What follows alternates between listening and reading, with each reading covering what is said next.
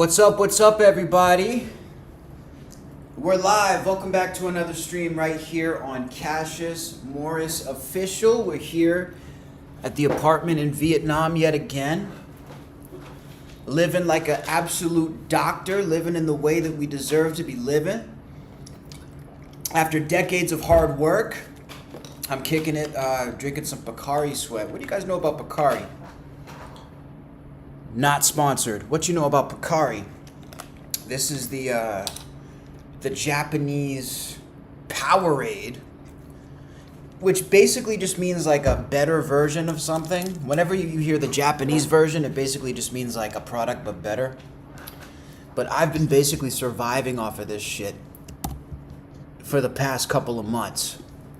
So I got this for the stream, and I got my little secret weapon, the Black Market Red Bull, aka the OG Red Bull from Thailand. This shit has gunpowder and battery acid as the main ingredients. No carbonation because it just explodes in your motherfucking body. Doesn't even need a fizz. This is like the syrup they put in the American Red Bull. No fizz, so. You motherfuckers are gonna see me with a chip on my shoulder today. You're gonna see me fired up. You're gonna see me on a whole different level. Not a calm stream. I feel like every time I get to Vietnam, there's like a little edge to me because I have no weed. I need to smoke weed. Remember that clip of Dana White? He was like, I smoke weed so I don't beat my wife and children. Maybe not to that level, but I don't smoke weed because I want to. I smoke weed because I need to. Because if I don't smoke weed, I get fucking amped up. I go crazy. That's what you guys are seeing here in Vietnam. So I'm a little amped up. I got a little edge to me. I was looking back at my Thailand videos. I was zen and shit. I felt like a little Buddha. Woo! Nah, this shit's about to get me going. Although there's what? How much sugar in one can? There's like fucking 1,000 grams of sugar in one can. Fuck it. We're going in. Let's fire up for this stream. We got a lot of topics to cover today. We got Trump, Nick Fuentes, Tucker Carlson, Kiss, YUNGBLUD. We got a lot of stuff to cover today, so I'm going to need my energy. Let me amp up. Fuck it. We're going in. We're crushing this right now. 250 milliliters. We're crushing this. God damn it.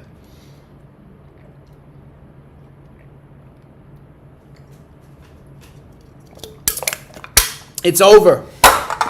It's over for all you little streamers out here now. Whew. Okay, so let's hop into it before my heart starts failing and beating out of my chest. So, first topic of the day.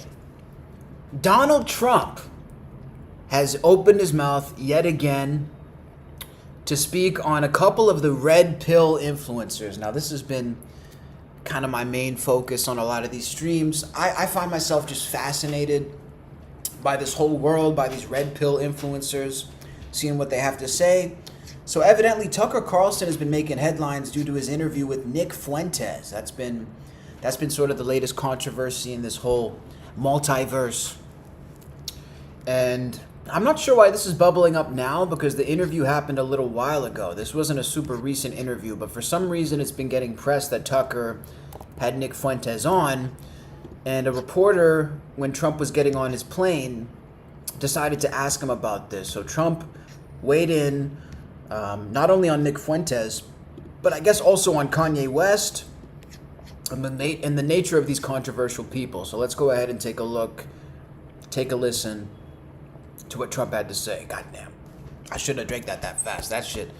Boom, boom, boom, boom, boom. I can feel it. I can feel it. I've had some great interviews with Tucker Carlson, but you can't tell him who to interview. I mean, if he wants to interview Nick Fuentes, I don't know much about him, but if he wants to do it, get the word out. Let him, people have to decide. Ultimately, people have to decide. The mayor of New York, I will say, would like to meet with us and we'll work something out. But he would like to come to Washington and meet, and we'll work something out. We want to see everything work out well for New York. You yourself had dinner with Nick Fuentes at Mar-a-Lago a few years ago. What role should he play in the conservative movement? Well, I didn't know he was coming, and he was with, as you know, somebody, Kanye. And Kanye asked if he could have dinner, and he brought Nick. I didn't know Nick at the time. And he did. He came and, along with a few other people. He brought a few people with him. Meeting people, talking to people, like for somebody like Tucker, that's what they do. You know, people are controversial. Some are, some aren't. I'm not controversial, so I like it that way. Okay. Trump is not controversial, apparently. Okay, so Trump basically defending the right that Tucker Carlson should be able to speak with people, speak with Nick Fuentes. We do have a clip here as well. I thought I had it pulled up already, but I want to pull it up. This is Ye speaking on going to dinner with Nick Fuentes and Donald Trump at Mar-a-Lago. This is the future president you're talking to right now. Is Nick your running mate? He's not old enough. Yeah, Nick, how old are you? I'm 24. Maybe in a few cycles. And Trump loved Nick. He looked at me and said, "Where did you find this kid?" He had no idea until, what's the guy that wrote the speech that you didn't like? Jason Miller. Jason Miller lied afterwards after they found out who you were. And what did Jason say in the press to start off? Because it started to be like a series of lie after lie after lie and fake. It wasn't a tweet, it was a truth social after truth social after truth social. So give them the rundown on that. Yeah, so initially, we didn't publish anything about the dinner. It was rumored that Ye went to dinner with Trump. Then it was rumored that I was at the dinner because I walked through the airport in Miami. Then there was a statement from Jason Miller, who spoke as a representative for Trump, and he said, well, Nick Fuentes was not at the dinner. And it was only at that point, which was a lie, it was only at that point when we began to respond, and Ye said, he can't say that. Nick was at the dinner. That was a lie. But I mean, I actually like the speeches that Jason Miller wrote. Maybe, I mean, he was just scared. Who was scared? Trump? No, I mean, I think Miller thinking it was a setup, but I mean, I think that's what they thought. They thought, oh, this is a setup, and I think that's where that fear came from. But people got to stop lying. Our leaders, our politicians have to stop being afraid and being so political, and we have to put Christ first. And if anything comes from this, like the best thing that could come from this is I'm the president of the United States in 2024. The worst thing that could come from this is our leaders are held to Christian values, not Zionist values. There you go. Ye speaking on the infamous dinner which occurred between himself, Nick Fuentes, and President Donald Trump. Now, I feel like this is pretty interesting because I think Trump is kind of on the money with this, but he's very good at playing the game when it comes to not disavowing people, because what Trump will do is he's not going to disavow you directly, but he's also not going to endorse you. He's been doing this for so long that he's really savvy with it, with the way that he handles it. So he's going to come out and say something like, I don't really know much about Nick Fuentes. I don't know anything about him, but if Tucker wants to talk to him, he can talk to him. That's basically keeping his hands clean. He's like, look, I'm not going to say anything against this guy. I'm not going to say anything for him. But I don't believe that Donald Trump doesn't know anything about Nick Fuentes. If anything, I would believe that he knows a lot about him. And it seems pretty self-explanatory. But I do think Trump is on the money with this. Tucker Carlson needs to be able to talk to whoever he wants. Every journalist needs to be able to talk to whoever they want, because that's the way that we get information out. This goes back to all the different stuff we've talked about on past streams. This goes back to Charlie Kirk. When people stop talking, we know what happens. We know that that's when the communication breakdown occurs. We know that's when trouble happens. So I feel like if there's a dude like Nick Fuentes, if you really, really disagree with what he has to say, you should give him a microphone and let him speak to the widest audience possible to spread that message, to dissect that message. If you have confidence that you can put a hole in that message, or that you can sort of, counter it or something, the dialogue needs to be open in order to actually have that occur. If people stop talking and they go over in their different corners, that's when people really get into trouble. But I feel like the whole concept that if you interview somebody, you support them, is kind of a false concept. Kind of like in the same way that I cover a lot of this stuff. I cover a lot of these Republican people. I cover a lot of the right-wing stuff. So people try to make a correlation that I'm in support of it, when really in reality what I'm doing is giving information out, trying to figure out what the story is and trying to break it down. But it only seems to be this way when somebody's talking about a controversial person on the right. So, for example, when we switch it, when you look at a network like CNN, which is a left-wing network, CNN interviews Donald Trump all the time. Like, CNN has probably interviewed Trump and Steve Bannon and, J.D. Vance dozens of times, if not hundreds of times, combined. But nobody tries to make the move and say that CNN supports Donald Trump just because they're having him on. Any logical person can see that CNN is not in support of Donald Trump, but they're interviewing him in order to get information, in order to get clarity, in order to continue a dialogue. So why is it that CNN can interview Trump without supporting him, but Tucker can't interview a Nick Fuentes type character without supporting him? You know what I mean? The correlation there that's being made is kind of a false one. Because if you interview somebody, that doesn't mean you support them. I've seen black dudes interview the KKK. Does that mean they support the KKK?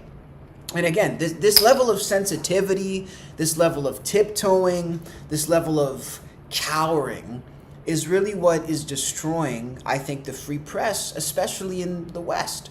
I mean, people are too afraid to even have the conversations in fear that they will be cast as a supporter of that person.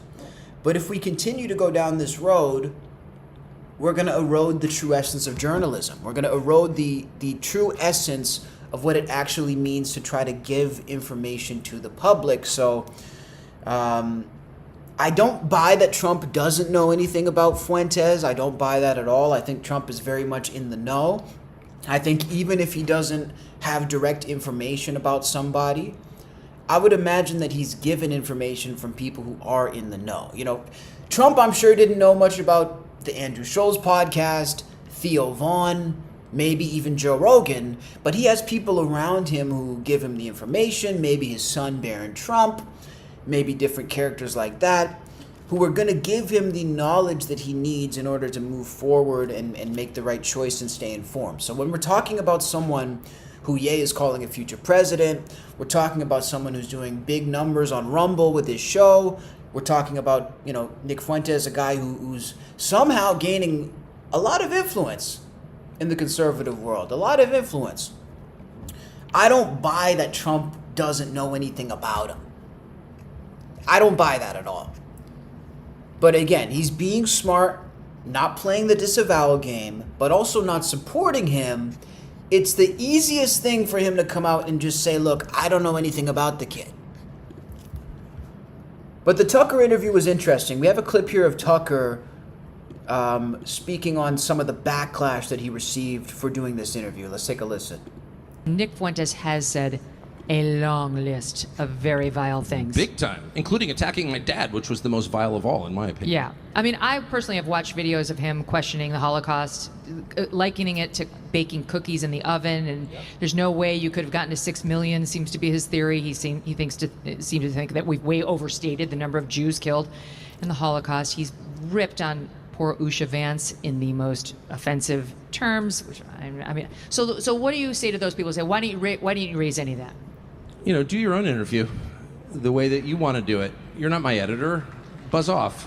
I mean, I don't know. You want to go yell at Nick Fuentes? I'll give you his cell. Call him and go sit and yell at him and feel virtuous or whatever. That's up to you. I got the same thing with Putin. Why aren't you yelling at him?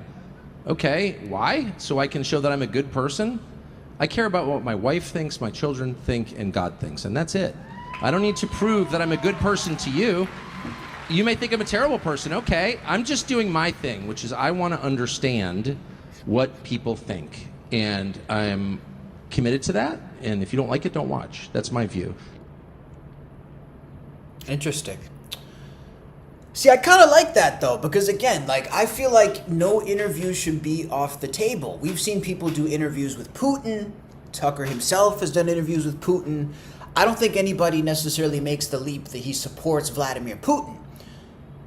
I think we should interview everybody. I mean, imagine if we got to look back at some of these interviews 100 years from now, or even picture 100 years ago. Some of the historical figures, some of the more controversial people, some of the even evil people. Imagine if we had HD video sitting down and talking to those people, figuring out where they're coming from, figuring out what their mindset was at the time, just think about how essential that would be to figuring out history. Like, here's the thing, I don't think people understand that we are living in one of the most pivotal times of modern history. So all of these podcasts, all of these clips, like, I know that even I was guilty of it. I ripped on the Full Send podcast for interviewing Netanyahu. I was like, how the fuck can these guys have Benjamin Netanyahu on the show when he's in the middle of doing all this stuff in Gaza, when he's in the middle of this war? How can we allow this? How can these guys do it? They lost a lot of fans. Even, like I say, I was guilty of pointing the finger at the Nelk boys and being like, fuck you guys for doing this podcast. But when I really, really think about it, the historical value of having a podcast with Netanyahu during this time, even if he's sitting there spewing bullshit. Actually, I'll go even further, especially if he's sitting there spewing bullshit and lies and propaganda. The historical value of a documented video like that cannot be overstated. I mean, it is historical gold, and people will get to sit down and look at this. And again, if he is full of shit, if he is spewing propaganda, I want to see it in HD. I don't know where we started with this censorship stuff, that we need to censor, we need to silence. I feel like if there's a bad person, the best thing we can do is let them talk.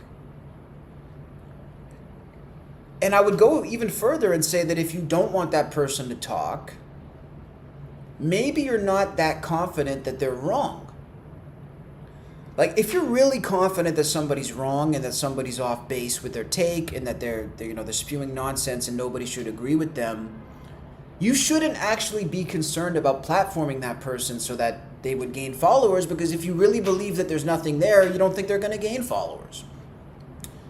I want the dumb people to be the loudest. I want the people who are wrong to be the loudest. So I would agree with Tucker, and I think it's a good thing to do these interviews, and I think it's a good thing to have this documented for historical purposes.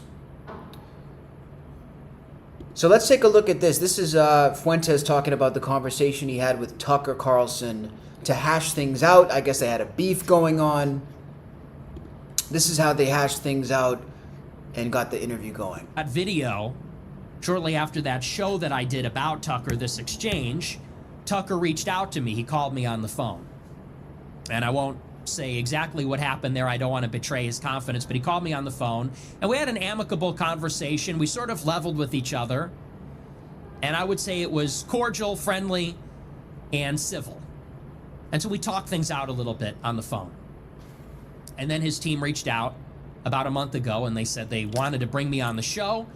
And I went into it really without any real expectation. I had no idea what I was in for. They invited me out at the end of September, beginning of October, to come and do the show. And of course I said yes. And I'm interested in having the conversation because I challenged him in my show about him. I said, well, why don't you just talk to me yourself? If I'm an unknown quantity, if you don't know what I am or what I believe or whether I'm sincere and why I'm launching these attacks, ask me. You're a journalist. Ask me the question. I'd be happy to answer. And I said, I'm not an animal. I'm not I don't think I'm a brute. I'm a civil and polite person. I said, and we can make it civil. I said, but give me a fair hearing. Let me tell you in my own words who I am, where I came from, what I'm about. And I think to his credit, and I think everybody on our side, whatever you think of Tucker, and I know a lot of my fans love Tucker, and some of them are very suspicious of Tucker. And I have similarly ambivalent feelings, or I did, let's say. I love a lot of what he's saying and doing, but I'm also wondering, what's this guy's problem with me? And so I'm sure he was curious, and I was curious too. I wanted to meet him and get the measure of the man, and I wanted to hear from him himself. And I'm a man. I wanted to stand up to the questions. So, of course, I leaped at the opportunity. And I said, absolutely, I'd love to do it. And as soon as I could, I flew out, and I had dinner with him on Sunday night. And like I said, I walked in really not knowing what to expect. I'm going to be honest with you, because I'm always honest, sometimes to my detriment. I did believe Tucker was in the CIA. And so part of me was thinking, because they booked my travel, I was thinking, did they put a bomb on the plane to like kill me? Because they like booked my plane ticket. I was thinking, kind of a huge risk. Because look, if I'm sincerely saying that he's an operative, well, so I swear I really went. Well, if Tucker's in the CIA, he's a really bad member of the CIA because he's exposing a lot of shit involving the CIA. If Tucker is a CIA operative, he's a really good plant. Controlled opposition. I mean, I don't know. I don't know where that comes from. That he's in the CIA. And in not knowing what to expect at all, I was thinking, is this plane gonna blow up when it takes off? I was thinking, when the driver comes and picks me up, is he gonna take me out in the woods and blow my head off? I was also thinking, what if it's a complete ambush? What if he punches me in the face for talking about his family? What if it's a totally hostile line of questioning? What if they pass a bunch of deep fake photos across the table and say, we got you? I was thinking, I mean, I sincerely had no idea what to expect. And I know that sounds like a joke, but I'm a paranoid person. And honestly, that was in the back of my mind. But I'm brave. I'm a heroic and courageous person. So I said, well, I'll tell people where I'm going. And I said, if anything happens to me, you tell them what happened here. And that's true. But so I got on the plane, I flew out, and the plane did not explode. Nobody killed me, obviously. I'm still here. Yeah, I see in the chat, he said, I'd be paranoid too if I was pissing off so many powerful people. That's exactly what I was just thinking, man. Like, here's the thing about Fuentes, and this is why I'm even covering this story, because again, I'm not going to get thrown under the bus as a supporter of his either, because I don't buy that if you cover somebody, you support them. That's a false narrative. But this dude is an incredibly fascinating person because he's around my age. I mean, I'm 27 years old. But he carries himself like he's older. He carries himself like somebody who's been doing this for a lot longer, and he's tangling with these really powerful people. And again, I wonder what that does for somebody's psychological state. You know, we're talking about a dude who's under 30 years old. He's dealing with the presidents. He's dealing with Ye. He's dealing with all these powerful individuals under such scrutiny. To me, it's really fascinating to see how a person handles it. But I also wonder for these guys, and this is really what interests me about these red pill influencers or whatever you want to call them, whether it's Candace Owens, whether it's Ben Shapiro, whether it's Fuentes, is the fact that they're basically giving their lives up for this, giving away any sense of normalcy, giving up any sense of personal safety to share these ideas, to talk about these concepts. It's absolutely fascinating. I mean, I would almost like to make a documentary at a certain point about these people who basically hide in their homes with a microphone and have tanked their personal lives, have completely tanked their social lives, their potentially dating lives, to get on here and communicate about these ideas. It's really fascinating to me. I wonder what the internal mind state is. I'm less interested in Nick Fuentes' show because it's very much a show. You know, people seem to have this idea that he's sincere. I don't feel like he's sincere at all. I think he's a performer. You know, as somebody who's been broadcasting myself for 17 years, I know what a good broadcaster is, and I know what a showman is. Fuentes is both of those things. He's a showman. So I don't, you know, when I watch his show, I don't get the sense that he is being completely honest off the cuff. But I do get the sense that he's dedicating his life to do these performances. What really fascinates me is the mental health effects of trading your safety, of trading a normal life, of trading all of these things, not being able to walk down the street. This is the stuff that fascinates me. And I think we're in a really interesting time.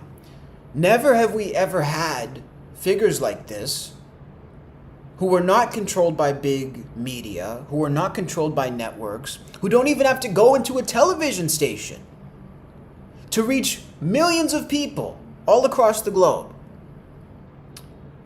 This whole thing is absolutely fascinating. We have personalities now who are doing shows, who are becoming huge without even leaving the house. Celebrities blowing up without leaving the house. Candace Owens just became the #1 downloaded podcast on the planet without leaving the house. It's absolutely fascinating. But ultimately with these characters, I would much prefer to watch from a distance, cover them from a distance. I definitely don't want to get involved with them.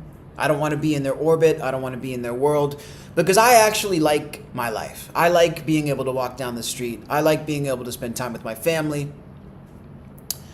I wouldn't trade my life for that. But I really, really am fascinated by the mental health effects. I see in the chat, as long as they get rich, they don't care. Not that interesting, but go ahead. But that is interesting. I mean, maybe it's not interesting to you, and I frankly don't care what's interesting to you or not. It's interesting to me. It's interesting to me that you can get rich talking into a camera and never leaving the house. They have their friend circle and they're making money. Exactly. That's exactly it. So, very interesting. And yeah, so there you go. Trump has defended Tucker Carlson for interviewing Fuentes. And Nick Fuentes went ahead and responded to the president. He reposted the clip. And he says, thank you, Mr. President. I love how Nick hated Trump for the last year, by the way.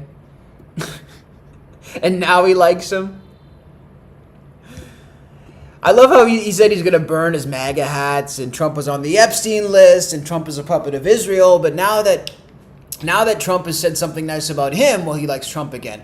And this is exactly why I would never want to be part of this Republican red pill world, is because really all that matters in these people's minds and these people's lives is who says nice things about them.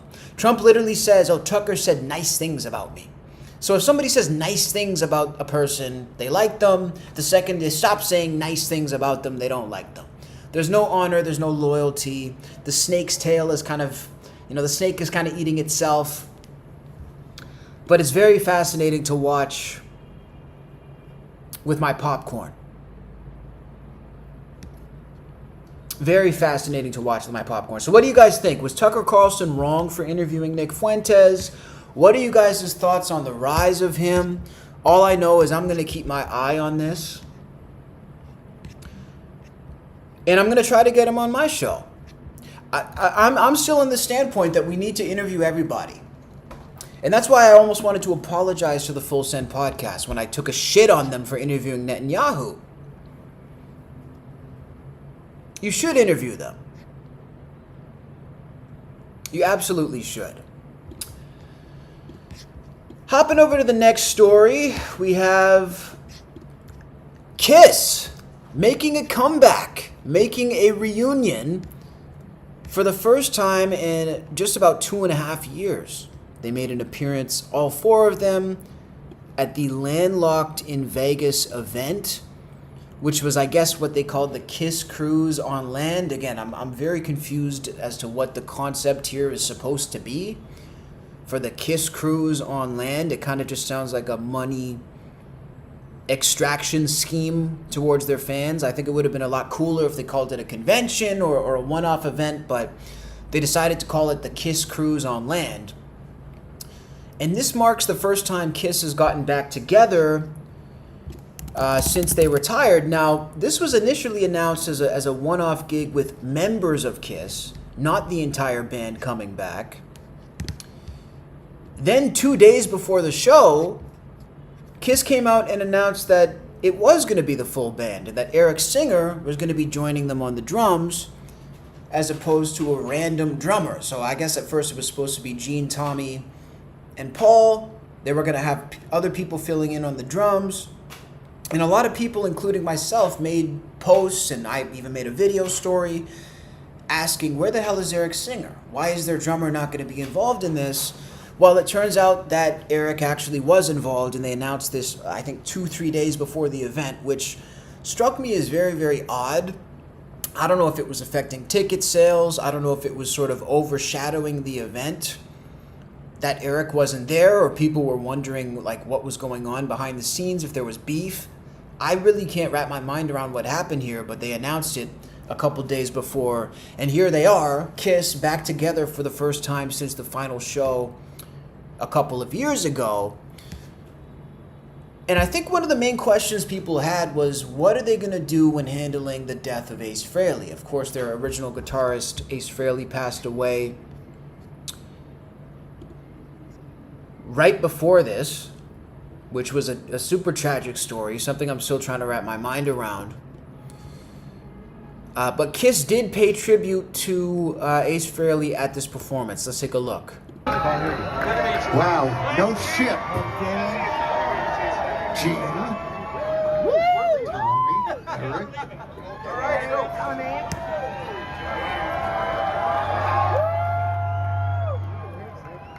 Awesome, really awesome. So, obviously before we get going, and we're gonna have an awesome time, but before we get going, we just wanted to take a moment to think about somebody who is at the foundation of this band. And we're talking about Ace. So, you know, we certainly had differences, but that's what family is about. And why don't we take a moment, a little quiet, think about him looking down on us from Jendell probably. And let's have a moment for Ace. Candles up. Yuck.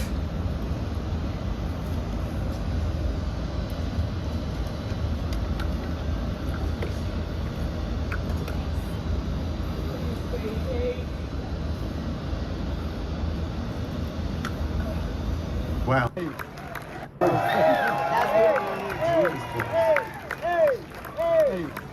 So here we are.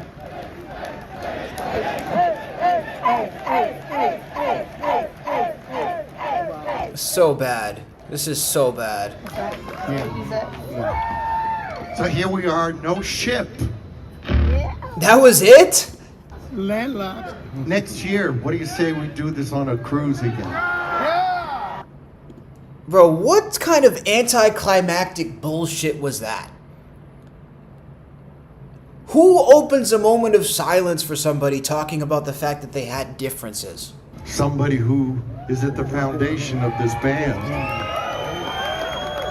And we're talking about Ace. So, you know, we certainly had differences, but that's what family is about. And what a bullshit comment from Paul. That's such a disappointing statement to make at the opening of a moment of silence. We certainly had our differences. Is that really necessary, Paul? The guy just died of unnatural causes. The guy just died from a fall. Why is it necessary to put a picture of him up, get on the microphone and talk about the fact that you had differences? When the public persona that you were trying to present was the fact that you guys were actually okay. I mean, Paul and Ace did a song together about 5 years ago. The history of Kiss where they had issues and differences is so far in the past. So much has happened since that point. Was it really necessary to say that? Is that what you say at a tribute? You know, it kind of reminds me of Trump when he got up at Charlie Kirk's memorial and talked about how he hates his enemies, how he, you know, Charlie loved his enemies, but I hate my enemies. Is that really fucking necessary to say, dude? The whole thing just feels forced. The whole thing just feels stilted. The whole thing feels insincere. And it just comes across like you hate him. It just comes across like you fucking hated the guy and you had to say something. What is the point of that? I just don't get it. And the whole thing with Ace and the way that it's been handled by Kiss, I have to say, I saw a couple comments in my chat saying it seems like they hate him. It actually does seem like they hated him. It doesn't even seem like they love the guy. And I'm blown away. I'm blown away by that. You know, I've met all the guys from KISS. I've had the privilege of sitting down and talking with them. I've had, you know, I interviewed Ace multiple times on this channel, 3-4 times. I've interviewed Gene, I've met Paul, I've interviewed Eric Singer. They're good people, but I would say Ace, next to Eric, Ace is the coolest. At least of the originals. Ace was always the coolest guy. And all the stories that they always told about Ace that were supposed to be negative actually made me like him more. You know, they tell the stories about him. Basically, all the complaints that Gene and Paul had about Ace were just the fact that he was an actual rock star, and they're not. That's really what the truth comes, you know, that's what the truth is. Ace Frehley was an actual rock star in a band of businessmen. He would show up, he did the cool shit, he was rock and roll. He was like the new Jimmy Page at the time, meets Keith Richards, sort of like the American Keith Richards. He was a real rock star. And I feel like all the criticism Ace gets is only because he was in KISS, because the stuff that Ace did and the antics that he pulled really wasn't as bad as most of these other bands. Thank you for the super chat from Brazil. I appreciate that.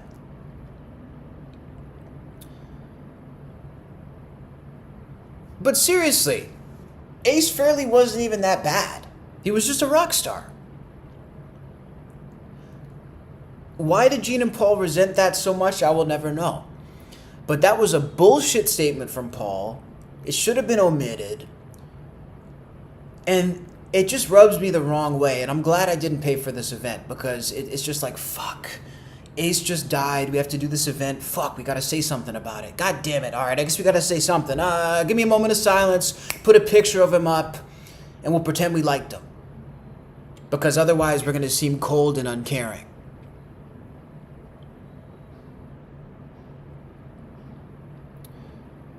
It's unbelievable. So yeah, I don't appreciate that.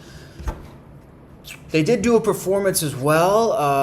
I watched like a couple seconds of it. Let's just see how they sounded. Let's look at a little bit of this to see how they sounded. This is cool to see them coming back in makeup, without makeup rather. Oh shit, Chris Angel was there. Oh dude.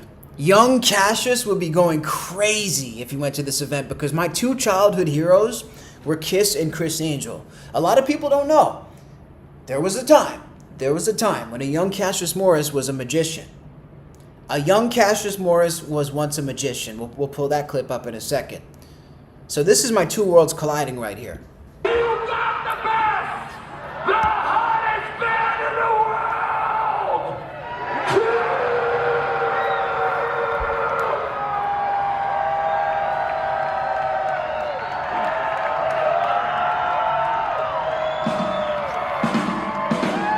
Oh, sorry.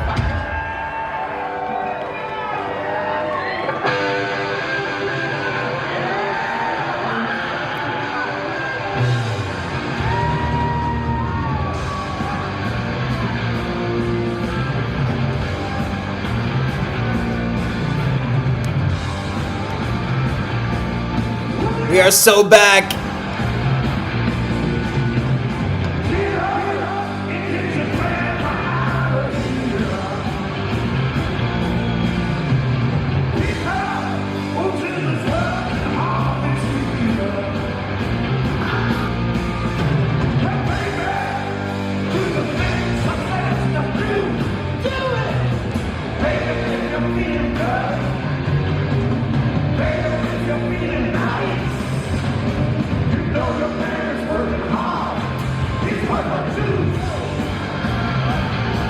I'm not gonna lie, they sound good. And they look good.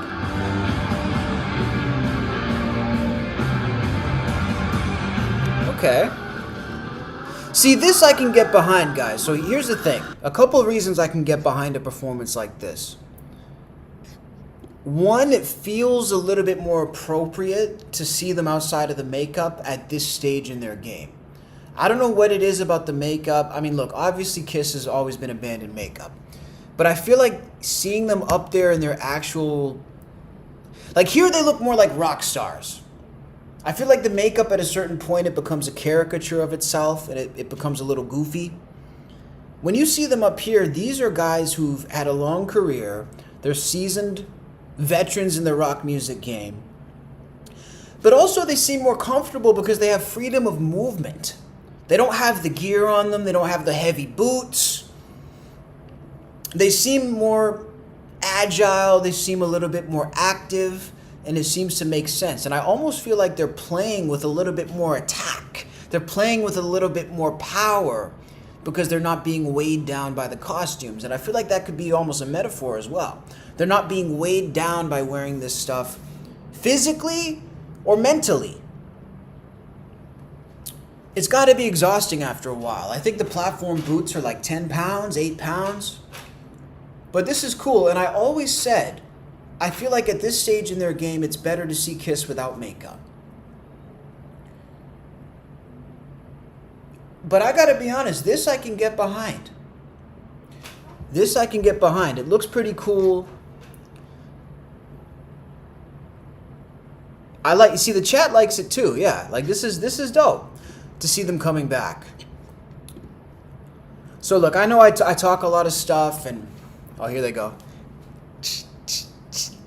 I like that. I always like that move. But this is cool because it feels like a celebration of the legacy. Okay. They might have won me over. They might have won me over. I like that. Sounded pretty good. It makes me sentimental too. Like, I wanted to go to this Vegas thing, but I don't go to America anymore. Maybe one day I'll go to America. I don't go to America anymore. Let me try to find the video. Hold on, hang on a second. Can I find a video of me? Oh God, not the Kiss photos. No! No way!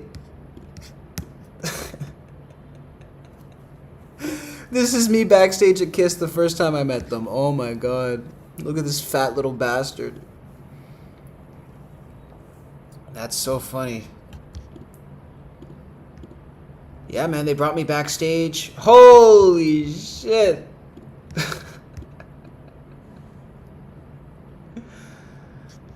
That is ridiculous. Yeah, man, that little kid was a huge fan of Kiss, I'm not gonna lie.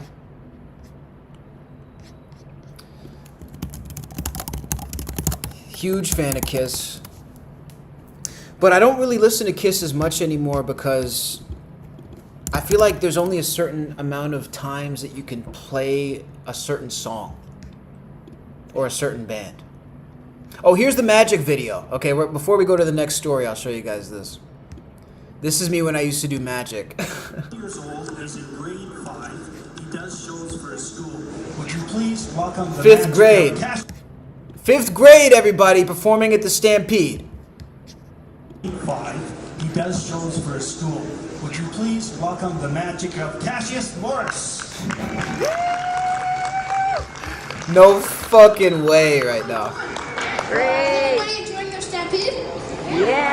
Okay, good. So before I start, I'm gonna need a volunteer. No. Anybody from the audience? Okay, you. Come up here. Bro, what's with the hat? Who the fuck Mom, why'd you let me out of the house with this hat? Mom, Dad, somebody? Why would you let your son dress like this? This is not acceptable behavior. Ryan, give a round of applause for Ryan. Yay. Okay, so I have a paper. What does it say? Yeah, do you guys see that? Do not eat? So, I don't know what's wrong with eating it, so rip a little piece off, stick it in my mouth. Are you ready? Why do I need a volunteer for this? He didn't do anything. Oh, okay, yeah, okay.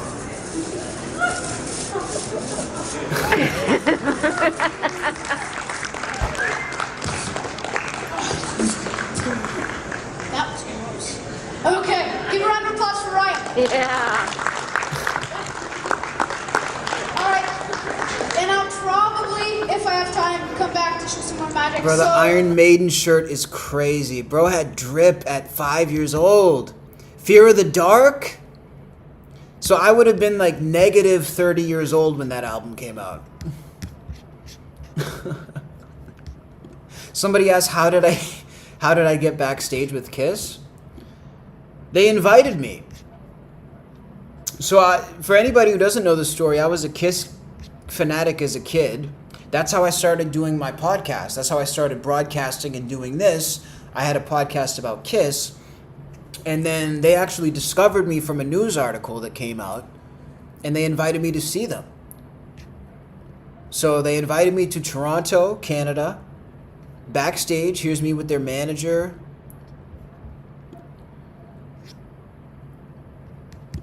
I met the manager, Doc McGee. Doc McGee's a super cool guy. Got to see Gene's tour bus. These are all the old pictures, man. These are all the old pictures. But yeah, this was crazy. This was really the craziest moment of my life, guys, to be invited backstage with Kiss. Here's the money shot right here.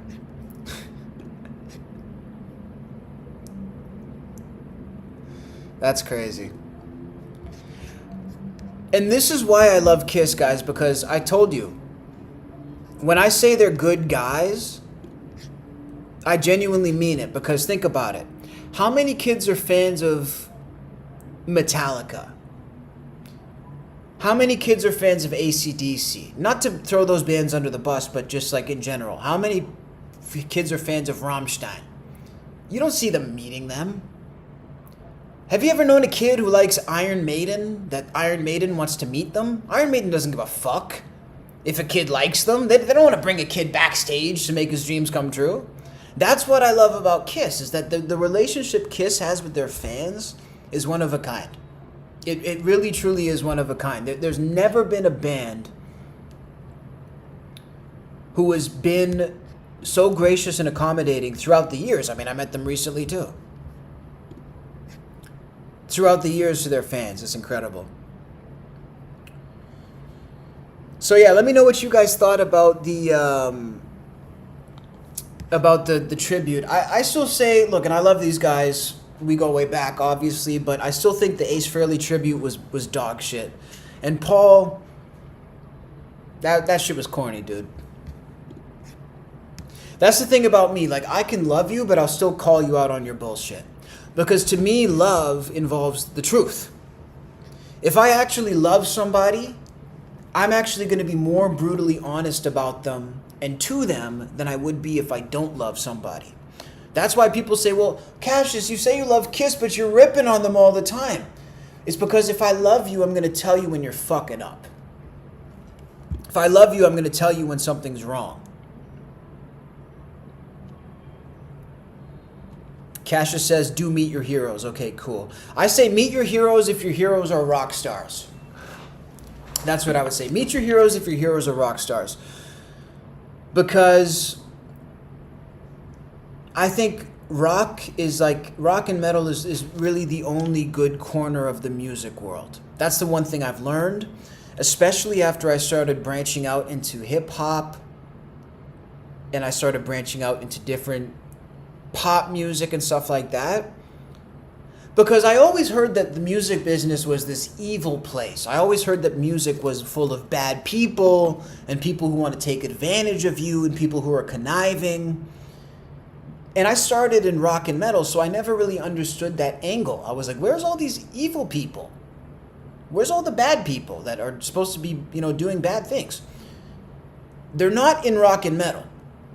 They're in pop and hip hop and R&B. That's where the evil people are in the music business. The good people in the business are in rock and metal.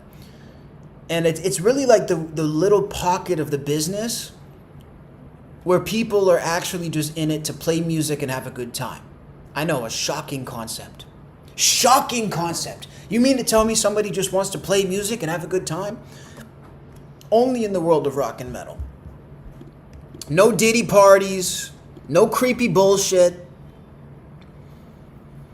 They're good people. Rock stars are good people. I love the 80s and 1920s music in the chat. 1920s music? What type of 1920s music do you like? I've never heard such a thing. Virgin says, I hear country music scene can be wholesome if you're in their demographic. That's a good point too. I'd say country is a good pocket. I've been listening to more rock lately too. I think I just had to take a break off of it because I listened to it for so long. But yeah, that I haven't been listening to Kiss, especially since Ace died. The death of Ace still doesn't feel real to me. I don't know what it is. It's like, it just doesn't feel real. It doesn't feel like he's gone. I don't know. It just was so sudden. I remember when Ozzy died. It felt very real.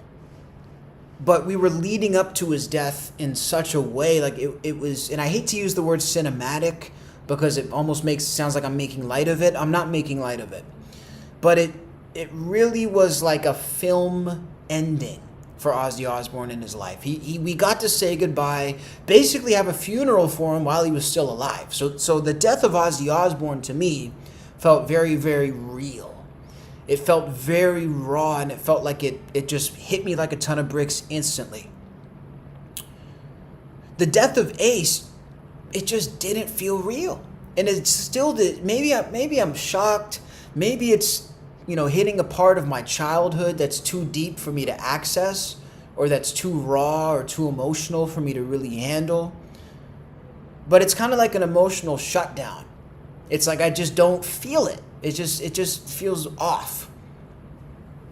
I don't know if anybody can relate to that.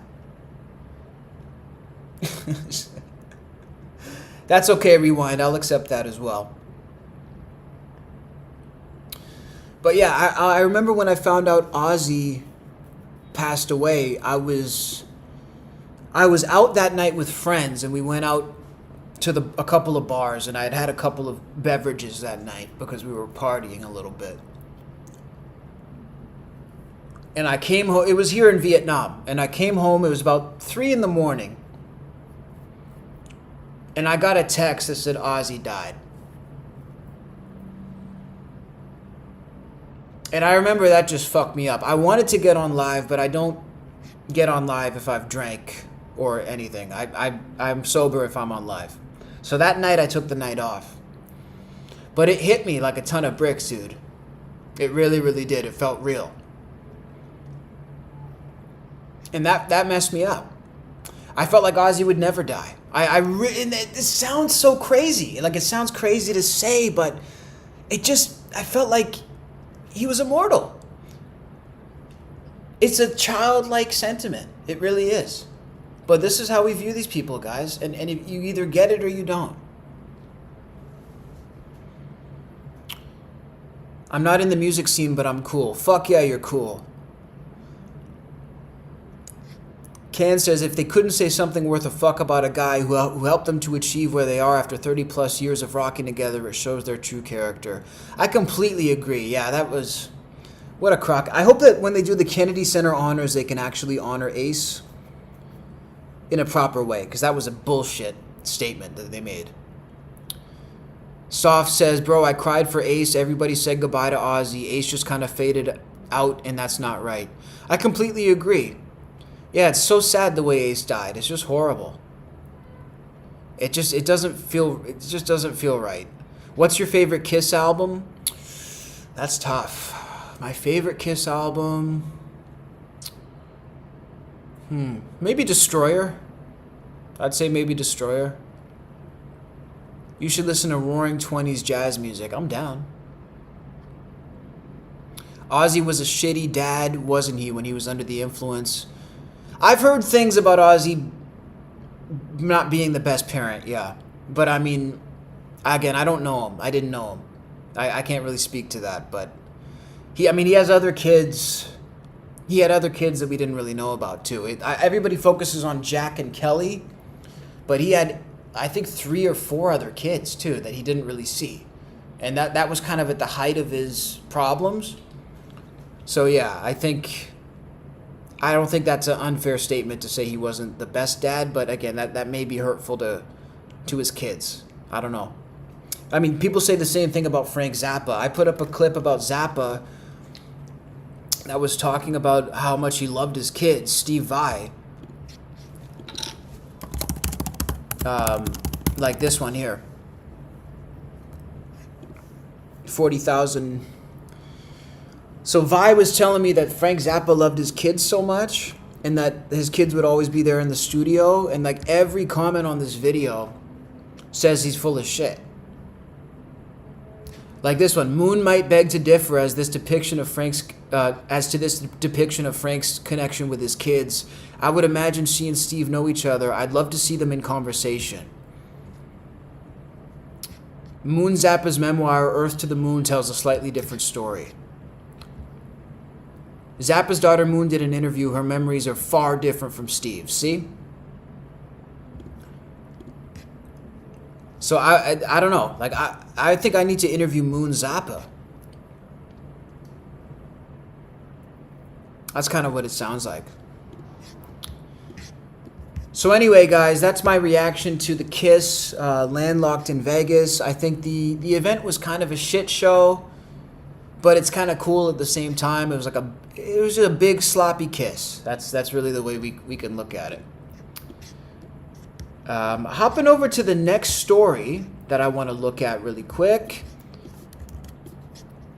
before we jump out of the music world and into some other stuff.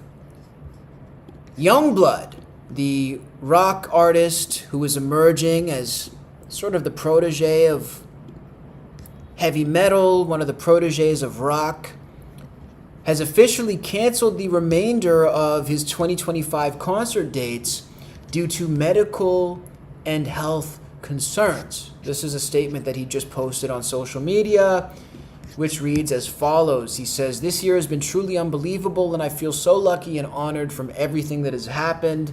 This week when I got home off the road and went to have some tests done, my voice and blood tests have raised some concerns. I've been ordered by my doctor to take a break from touring until the end of the year. It is in my nature to run and run until I run myself to the ground, without giving a fuck about anything apart from the music and you guys. But this time I've been told to take it seriously and I can't fuck around. I'm so sorry to do this, but reluctantly I have to cancel the shows through the end of the year. I don't want to do any lasting damage to myself. We are on a journey that I want to last forever. I understand that some of you will be frustrated. I just want you to know that this is so hard for me to do, but I promise I will make it up to you." That is the official statement here from YUNGBLUD. And let me just say, I actually like this. You know what? I've been thinking about it lately. I feel like the output that you have to keep up with as an artist and a creator nowadays in 2025 is so much more than we've ever had to keep up with in the past. And I think the main issue, especially for musicians, is the element of content and social media presence on top of the music. When music first started in the 70s, let's say rock and roll was really at its peak, at its pinnacle, the only thing that rock stars had to worry about was making music and touring. That was it. You had to make your album. You could make an album every 6 months. You could make an album every year, maybe every year and a half. You could put all your energy in the album, and then after the album came out, you could put all your energy into touring. And that in and of itself was exhausting. That in and of itself was enough to break a person down mentally and physically, as we saw with many different artists. But now, and this isn't just unique to music, by the way, this is about all different people, all different creators, all different fields. The level of output you have to keep up with is so much higher because you have to do your art, you have to consistently do it, and you have to manage all of that without burning out. But then you also have to manage the social media presence, content creation, reels, responding to comments, posting on YouTube, posting on X, posting on TikTok, all this bullshit that is exhausting, that really has nothing to do with music. Now you have to keep up with these elements as well on top of creating the craft. And again, this is like me too. Again, I have to stream, I have to do interviews, I have to do all that, but I also have to edit. I also have to have a social media presence. I also have to post stories. I also have to respond to comments. And it's not a complaint, but it's a lot. Like, yes, I think we all love to do it, and we love to connect with our fans, and we're, you know, anybody in the creative field, I would hope, at least the cool ones, are grateful for the opportunity they have to connect with people, and they enjoy it. But I think that we need to change our level of expectation when it comes to what we expect from artists in 2025. And we need to adapt it with what they're expected to do. So like, I feel like if what they're expected to do is becoming more, we should almost have less expectations from them, because the job is harder now. It has never been more challenging to be an artist or a singer or a streamer or a creator, because really, if you want to do it to the fullest and really maintain maximum relevance, you have to run yourself into the ground. I had this conversation with my friend the other day. I said, I realize now that if I really want to take my career to the next level, to the level that it needs to be at, for me to be widely known, I need to trade every ounce of my free time for this goal. Because if I really want to maintain, if I really want to be that guy online, I must always be engaging in some act of furthering my career. And you know how people say, like, I wish there was more hours in a day? That statement now is a very true statement. Because if a guy like YUNGBLUD is to maintain this, he has to be constantly engaging in work, whether he's on stage or not, or whether he's in the booth or not. Which is a far cry from the artistry of the 70s, when you would go do a concert and you could come home and crash for 2 days. Now there's no crashing for 2 days. Like, you have to go home and post. You have to go home and make a reel. You have to go home and make a live. You have to go home and make a TikTok. And it never ends. I'll tell you guys, this shit is exhausting. And it's not a complaint. Again, I'd rather be doing this than washing dishes. I've washed dishes before. And if I fuck up, I'll be washing dishes again. But this shit is exhausting still. I don't care how good the job is, it's still work. But it's never enough for people. People want more and more and more from you. And they want to take. And there's a lot less concern about how that person is doing than there ever was before. But it's not evening out. Like, you know, like I say, as the responsibility rises, we need to also, our concern needs to rise. Our level of understanding needs to rise. And that's why I tell people, we need to normalize taking breaks without really explaining ourselves or over-explaining ourselves. Because it's just self-explanatory why we need a break. Like, you're gonna need a break if you're doing this, dude. It's not easy. It's very demanding. It's very challenging. So I applaud the fact that YUNGBLUD is coming out and saying, look, I need a break, because I've seen a lot of people wash their whole lives away trying to keep up with their own momentum. I've been guilty of washing parts of my life away, trying to keep up with my own momentum. And that's a tough place to be. I look at pictures of me when I was locked in the most. I look at pictures of me when I was really, really grinding in the cave, doing videos, editing for 13 hours a day. I was scary to look at. I was genuinely scary to see.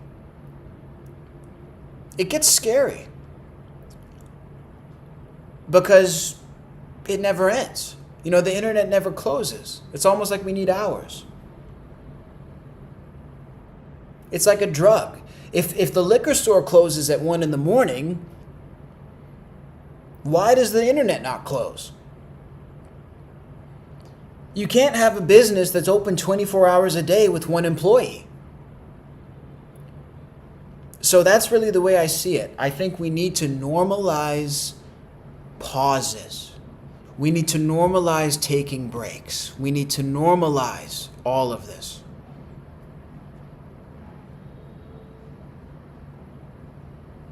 You guys get what I'm saying in the chat. I see that you guys get what I'm saying. Yeah, this is the Aussie kid. Yeah, that's YUNGBLUD. That's YUNGBLUD, the Aussie kid. I like that. I'm the Kiss kid. He's the Aussie kid. We're kindred spirits. So yeah, that's what I would say. I applaud it, and especially an artist at his level, I think we need to have a higher level of understanding and give these people more grace than we ever have before. So that's what I would say about YUNGBLUD, and I wish him well. Excuse me, I wish him well. Okay, let's hop over to something else. I'm going to do a blind reaction.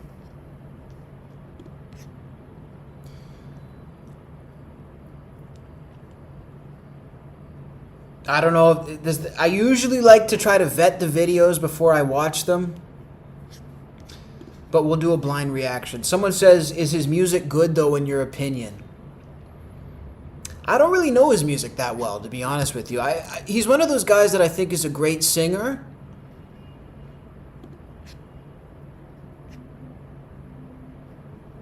But I don't really know. Hang on a second. Trump calls for the Epstein Files to be released. What?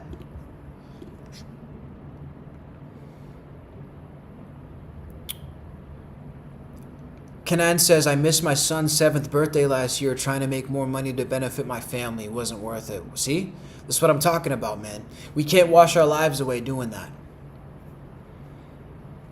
What is the relevancy of this conversation? Hey, man, you're in my house, dude. So we're going to talk about what I want to talk about. You don't want to talk? Go to someone else's house. We're in my apartment. This is my shit. So we're going to talk about whatever I feel like talking about. No one's forcing you to watch it. On Truth Social, calling for the release of the Epstein Files. And so this is breaking news 4 hours ago. Trump calling for the release of the Epstein Files. Donald Trump has posted on Truth Social calling for the release of the Epstein Files and is insisting he has nothing to hide. That's despite the US president's high-profile feud with his now former ally, Marjorie Taylor Greene, calling her a, quote, wacky and a traitor. The pair have been trading blows after the Congresswoman backed a push to release Justice Department files linked to sex offender Jeffrey Epstein.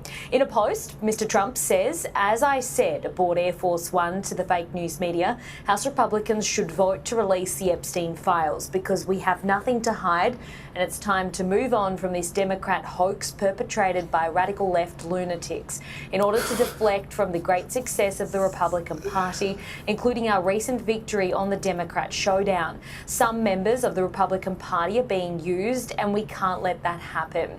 Let's start talking about the Republican Party's record-setting achievements and not fall into the Epstein trap. Despite the feud, she told CNN she still supports Donald Trump's broad... Boy, they're milking this video. Like, man, it's enough with this video already, dude.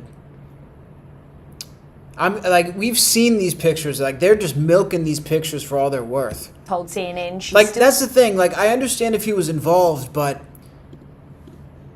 this is what I always say. There's a lot of pictures of people with Epstein that doesn't necessarily mean anything, because when you look at the circle of New York billionaires, there was only so many. So, like, just because, like, obviously, if you're a New York billionaire here and then there's another one there, they're going to end up in the same room. That's not necessarily an admission of guilt. I'm sure there's many people who were photographed with Epstein that were not guilty. Told CNN she still supports Donald Trump's broader agenda, but maintained her push for transparency. I stand with survivors of special trafficking guest commentator trapped and sex trafficking. And I will not apologize for that. I believe the country deserves transparency in these files. And I don't believe that rich, powerful people should be protected if they have done anything wrong. And so I'm standing with the women, and I will continue to do my small part to get the files released. I like that. Okay. Wow, I actually like something she said. Usually I find she's quite off-putting, this woman, to be honest, Marjorie Taylor Greene, but that's very admirable, especially when your boss is potentially in the files, to stand up and be like, look, I don't give a fuck who's in it. If you're in it, it's up for you, like it's over. That takes courage. That takes a lot of courage for her to do. So she actually may be gaining my respect in this. And with survivors of trafficking and those that are trapped in sex trafficking. And I will not apologize for that. I believe the country deserves transparency in these files. And I don't believe that rich, powerful people should be protected if they have done anything wrong. And so I'm standing with the women, and I will continue to do my small part to get the files released. Ms. Taylor Greene claims the president's attacks could put her at personal risk, but Donald Trump appears to be unfazed by her concerns. Her life could be in danger because of the rhetoric. Her life is in danger? Who's that? Marjorie Taylor Greene, she says. Marjorie Taylor Greene. I don't think. Bro, Trump calling anybody a traitor is rich. When he's been fucking gobbling the cock of Israel since he was fucking voted in, dude. America first. I didn't know America was in Israel. When did America move to Israel? But she's a traitor. Life is in danger. Frankly, I don't think anybody cares about her. Mr. Trump had also publicly targeted a second Republican who raised concern the president may be blocking the release of the Epstein Files. The president's been saying this is a hoax. He's been saying that for months. Well, he's just now decided to investigate a hoax, if it's a hoax. And I have another concern about these investigations that he's announced. If they have ongoing investigations in certain areas, those documents can't be released. So this might be a big smokescreen, these investigations, to open a bunch of them as a last-ditch effort to prevent the release of the Epstein Files. Representative Massey says he's concerned that the Epstein probe you are calling for could be a smokescreen to block the release of more files. Is that the case? Well, I don't want to talk about it because fake news like you're a terrible reporter, and fake news like you, they just keep bringing that up. Bro, how is she a terrible reporter? She's asking the literal questions people want to know. This is why I don't respect it when he talks now, because like anybody who questions him is a terrible reporter. Anybody who kisses his ass is a great reporter. He said very nice things about me. They said nice things about me. The greatest things, tremendous things. Representative Massey says he's concerned that the Epstein probe you are calling for could be a smokescreen to block the release of more files. Is that the case? Well, I don't want to talk about it because fake news like you're a terrible reporter, and fake news like you, they just keep bringing that up to deflect from the tremendous success of the Trump administration. So a guy like Massey, his poll numbers are showing he's at 6% approval rating right now. And we call him Rand Paul Jr. because he never votes for the Republican Party. So they're using Jeffrey Epstein as a deflection from the tremendous success that we're having as a party. I'm so confused. Again, I'm trying to follow Trump's logic, but I still can't follow it. Either it's a hoax or it's not a hoax.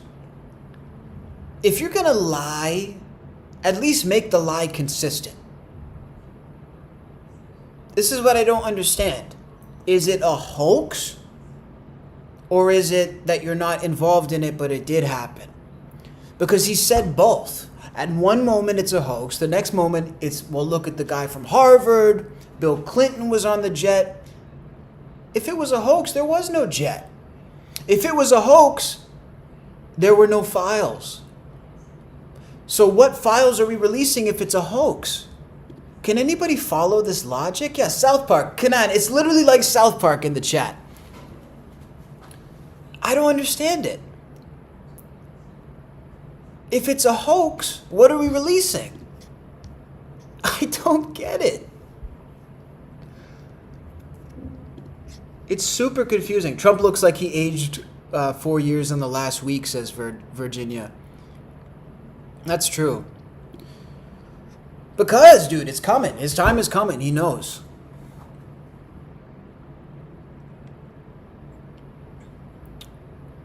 He knows his time is coming. it's just a matter of time. With the Syrian president earlier today, Marjorie Taylor Greene, who is a big ally of yours, said that she would rather see you focused on nonstop domestic policy meetings here at the White House instead of nonstop foreign policy meetings. What's your response to her saying that, and also saying that grocery prices are up and not down, as you said? Yeah, so I don't know what happened to Marjorie. She's a nice woman, but I don't know what happened. She's lost her way, I think. But I have to view the presidency as a worldwide situation, not locally. I mean, we could have a world that's on fire where wars come to our shores very easily if you had a bad president. We had a horrible president, and we ended up with Russia-Ukraine, and we ended up with other disasters, too. Don't forget, I put out 8 wars, 9 to come. I think I'll get the other one taken care of, but I put out 8 wars. And look at the damage that Russia-Ukraine has done to us as a country. I mean, we spent $350 billion. We're not spending any money anymore. Now they pay us through NATO. You know, I got NATO to go from 2% to 5%. Well, that's very important. When you're president, you really sort of have to watch over the world because you're going to be dragged into it. Otherwise, you're going to be dragged into a world war. I think if I weren't president, first of all, that war would have never happened if I was president. And if I weren't president, that war could have led to World War III. It won't. It's not going to anymore. But when I first got in, I said, wow, this situation could lead to World War III. And I got NATO together. I got everybody together. But with all of that, I passed a great, big, beautiful bill, which is the biggest tax cuts in the history of our country. So when somebody like Marjorie Taylor Greene, who's now catering to the other side, I don't know what, I guess she's, got some kind of an act going, but I'm surprised at her. But when somebody like Marjorie goes over and starts making statements like that, it shows she doesn't know. I don't devote a lot of my time. Let me give you another example. China. China was going to hit us with rare earth. Now, everybody says, well, what does that mean? Magnets. If China refused to give magnets, because they have a monopoly on magnets, because they were allowed to happen over a 32-year period, there wouldn't be a car made in the entire world. There wouldn't be a radio. There wouldn't be a television. There wouldn't be internet. There wouldn't be anything because magnets are such a part. Now, nobody knows what magnets are. And not overly sophisticated, but to build a magnet system would take 2 years. Who's ignoring your comments, Waffle? I don't see any comments from you. I think you are muted, actually, because I saw one comment, release the files, that's it. So if I weren't able to say to China, look... But why, again, this is just like, I can't even sit here and listen to the rhetoric because he goes, Marjorie's lost her way. I don't know what happened to Marjorie. Well, usually when a person is honest, they will adapt their opinion based on new information. The thing about Trump is that he needs to understand that somebody going against him can actually work in his favor because it can actually help him maybe make a better choice or maybe help him improve on a decision. I think that's the number one pitfall that a lot of people have when they become too powerful, too big, too successful, is they don't know how to take criticism. I think the greatest leaders, the greatest people in power surround themselves with people who don't agree with everything that they do because that makes them a more powerful, not a more powerful leader, it makes them a more effective leader.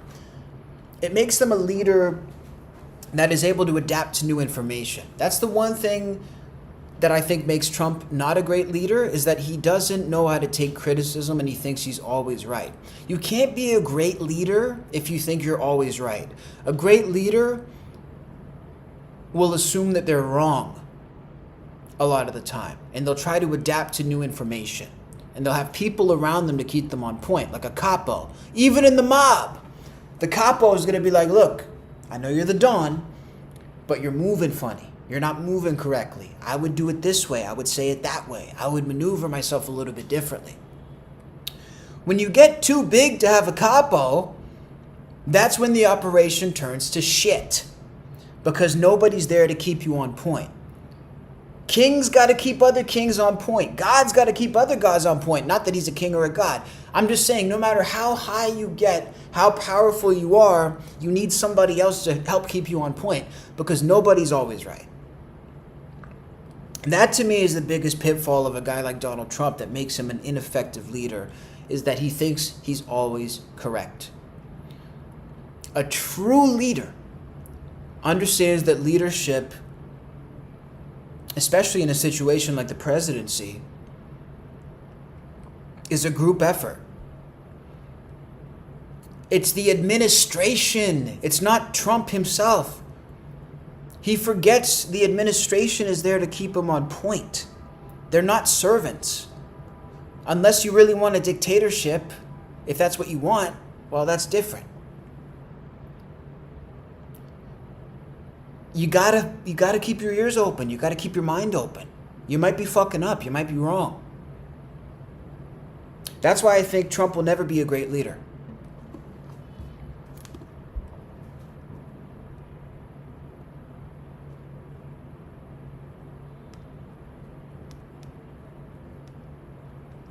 May I ask which president you think is a great leader? I don't like any presidents, dude. Politics is bullshit. It's one big club and we're not in it. That's what George Carlin told us, remember? So if you're falling for this shit, that's on you. I don't fall for any of this shit. I think they're all retards. Obama, Clinton, George Bush, Trump, Biden, fuck them all. I'm on the Cassius Morris party. Do you understand me? That's who I vote for. That's who I support. The Cassius Morris party, the Cassius Morris administration. That's myself. That's my family. That's my friends. That's who I vote for. That's who I support. Fuck everybody else, bro.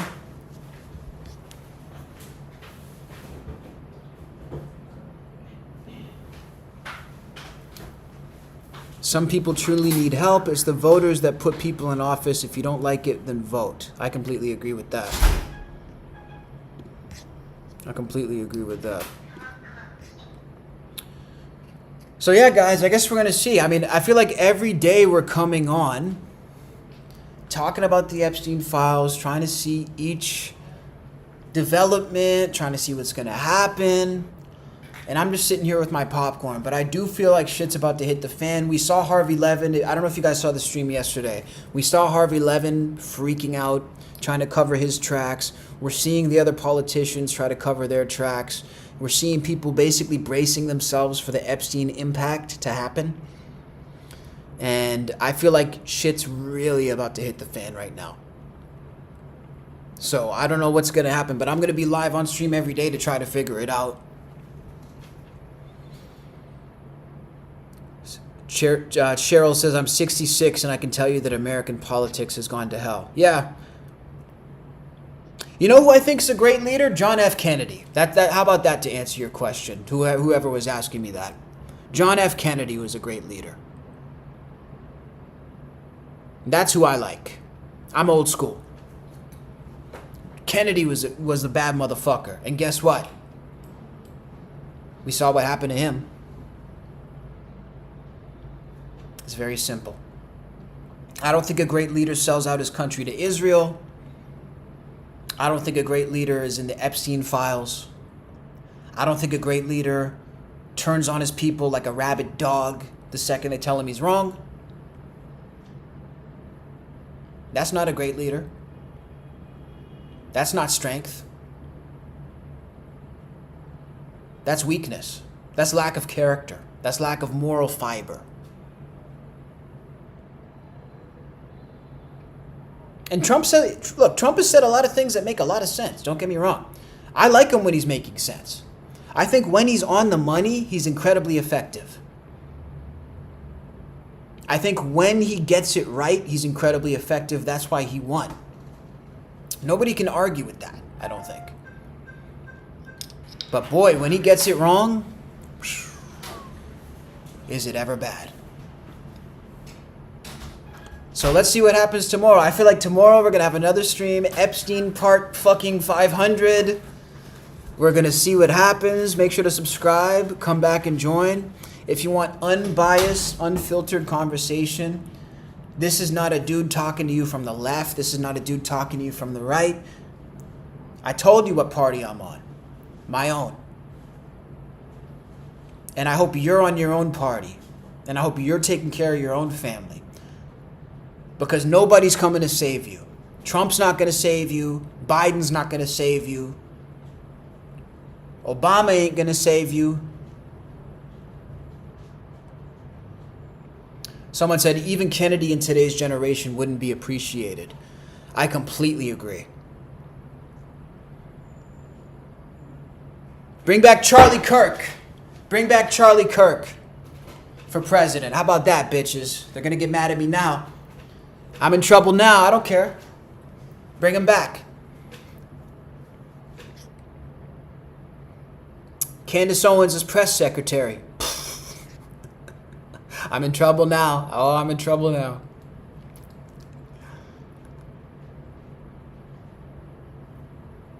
That's funny. We'll be back on tomorrow, guys. Let me know what you think. Make sure to subscribe.